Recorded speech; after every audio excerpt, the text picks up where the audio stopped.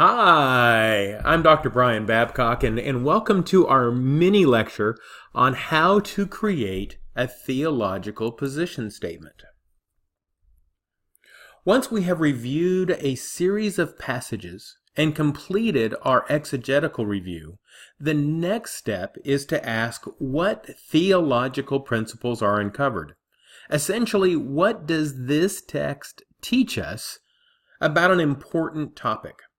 In week 4, you will explore what the book of Acts teaches us about the salvation process, including the proper understanding of being baptized. In week 7, you will create a theological position statement exploring the relationship between faith and works. When creating a personal theology statement, it is not enough to quote a few proof texts, nor is it enough to set forth by rote a few creedal-sounding statements. Your theology positions should reflect a scriptural basis. Scripture itself prescribes our understanding. It portrays each of us as one who, as Titus 1 verse 9 says, is able to give instruction in sound doctrine and also to comfort those who confront those who contradict it. For this assignment, each statement is limited to one typed page.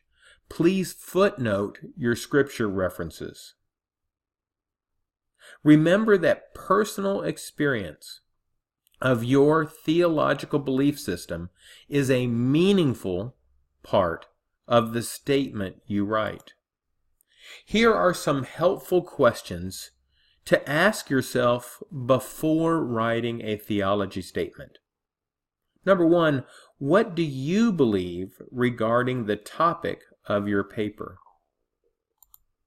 2, what are these convictions, or how are these convictions a part of your life?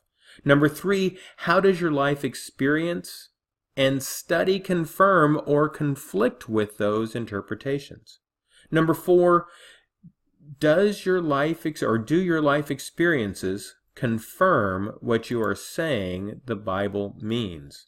Number 5, are you only quoting verses? Number 6, what are some tough questions which rise from the Bible and from life?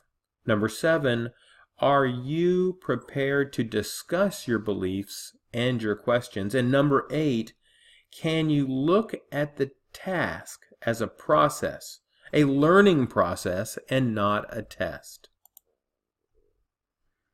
Then follow the following steps during the writing process. As with most parts of biblical studies, the first step is to pray. God will support you as you prepare and write. When you begin, don't feel that you are expected to know it all. Part of the learning process is to explore the topic and trust God in the process. Next, reread the assigned passages. Make notes on how the biblical text addresses the subject. For instance, in week 4, what is the order of events when someone is saved? What parts are mentioned each time and what parts are sometimes omitted? And then why do you think that sometimes those parts are omitted?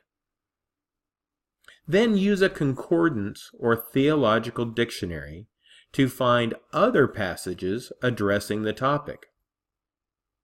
You should base your theology on the Bible's total teaching on the subject and not merely some isolated verses or text. Don't just include passages that support your position. If there are conflicting passages, be sure to review those and interact with them. Bill Klein adds that the student must be conscientious and prudent about the evidence in favor of a theological judgment. Clearer teaching must carry more weight than obscure text whose points may be ambiguous.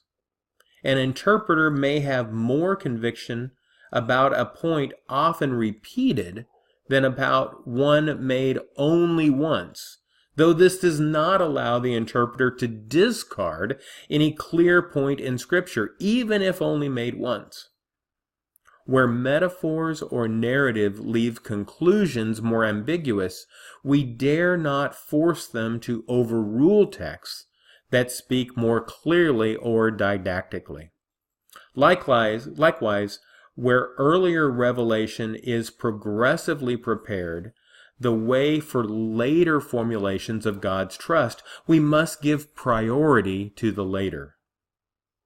Your position should be consistent with the Bible's emphasis. Theologians ought to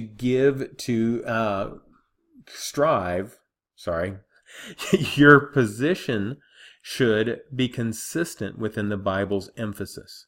Theologians ought to strive to major on the majors in their theologies, to stress what the Bible portrays as most important, and be willing to hold more loosely to those tenets that are more peripheral.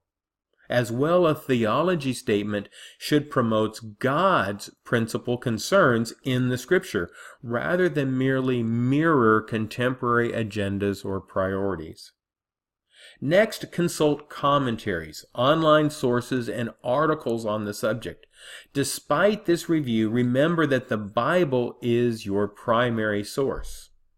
Next, brainstorm. Write everything you know and think about the topic.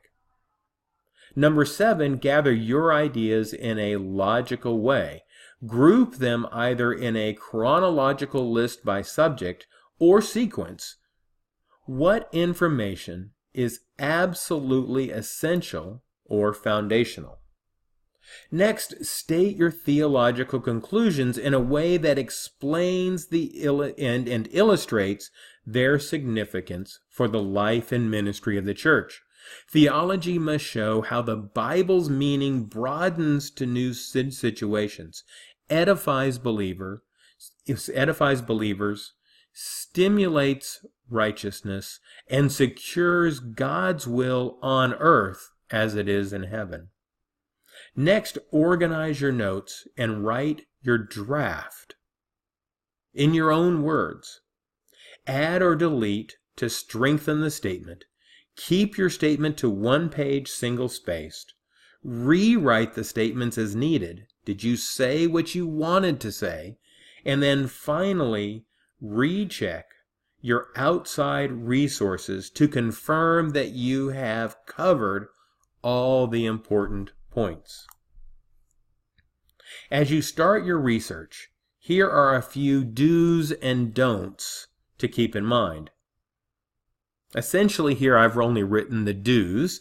Number 1, do write your own thoughts in your own words. If you quote Scripture, note the version or translation used. Do include knowledge and personal experience. Do know the doctrine of your church. Double check your work against the doctrinal statement of your personal church to ensure your conclusions are consistent with your home church. If they aren't, reach out to someone in leadership and discuss your findings. Do construct a concise explanation of the assigned topic, and do some outside research on the topic if you do not know where to begin. Please remember, this is your doctrinal position statement. Use your own words and your own experiences. A rewriting of a theological book is not what is requested. And keep in mind, this question is, what do you believe? Now, here's an example of a theology statement on Scripture. For this video, I've put primary points that the student is trying to write in green, and in yellow have shown where they have used biblical support. So the student writes, the doctrine of Scripture is foundational to the Christian faith. It starts with the revelation of God. This revelation is both general, in green, the physical universe, and special, what God manifests himself to a specific person, a specific time, for a specific purpose. John 1 states that in the beginning the Word was with God, and the Word was God. In the beginning he was with God. The Word became flesh and dealt among us. The particular revelation of God is manifested through the written Word, which is God himself, his essence, the very reason why it is called the living Word. Scripture is about the person of Jesus Christ. It is designed to reveal the characteristics and attributes of the person Jesus Christ. This is necessary for the relationship to be built between the created and the Creator. It is of a personal nature. Special revelation is one of the ways that God uses the Scripture to direct his people into a redemptive relationship with him. The need to rebuild this relationship has been evident since the fall of man to sin. God will use the Scripture to make himself acutely known to creation. So as we look at this first part of the theology statement, the key points are: this is a doctrine of Scripture. Scripture is both general, revealed through the physical universe, and special, what God has written. That's supported by John 1, and it is designed to reveal the characteristics and attributes of the person of Jesus Christ. Now, the statement goes on, there are many facets in the doctrine of Scripture. Inspiration, in green because that is one of the cores of Scripture, means that all Scripture is God-breathed and is useful for teaching, rebuking, correcting, and training, relying on 2 Timothy 3:16. Through the supernatural influence of the Holy Spirit, the human writers conveyed God's thoughts. Scripture carries supreme authority because it is God himself. It is as if God is speaking directly to you because he is. This revelation is priceless in the life of a Christian. Scripture is the revelation of truth from God to his people. Because Scripture is God-breathed, it is inerrant. Inerrancy means that Scriptures are fully truthful and in all its content, which has been affirmed or asserted. Inerrancy is part of the infallibility of scriptural content.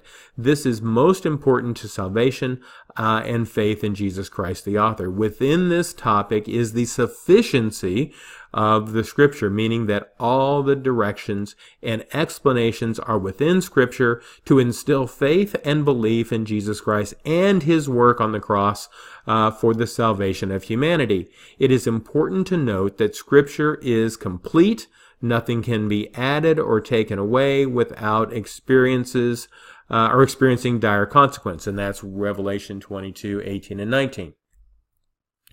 If the doctrine of Scripture is disregarded, the whole of Christianity will perish. So that's his key point here, that if we tinker with or remove the doctrine of Scripture through inerrancy, through all of the things that we've talked about in the prior slides, then in fact all of Christianity fails. Without Scripture, there can be no Trinity. Without the Trinity, there will not be the correct understanding of the Godhead. Without the Godhead, there can be no Jesus. If Jesus is not the Christ, then salvation has been lost. The Most High God has been reduced to a monotheistic little g God. Christianity will have no value. The human creation will be devalued. Thus, having the correct understanding of the doctrine of Scripture is of the utmost importance to Christianity. So here in a short one-page single-space document, the student has hit the key points of what should be involved in the doctrine of Scripture.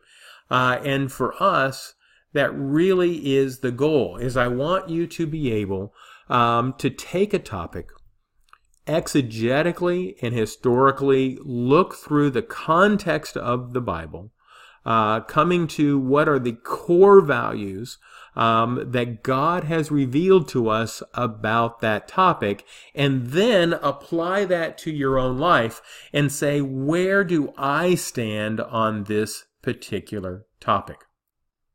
Thanks for listening and watching, and good luck on your assignments for creating your own theology position statement.